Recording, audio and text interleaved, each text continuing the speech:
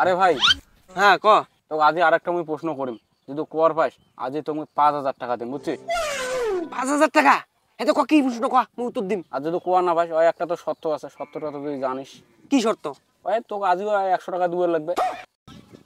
এই শালা চোদ না, প্রতিবারই মুখ উল্টে পাল্টা প্রশ্ন করি, মাল মুখ ছকে ফেলাই রি, কিন্তু চোদ না রে, আজ 5,000 টাকার অফার দিছে ভাই। মানে মুই তো জানুম কি যে 99% মুই হেরি যাম, কিন্তু ভাই 5,000 টাকা এটা তো ছাড়া যাবে না ভাই।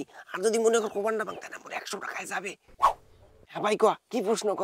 ঘরের মধ্যে এমন একটা কোন জিনিস আছে যে ওয়ালের এই পাশ ওই পাশ দুটোটাই একেবারে দেখা যায়, কত?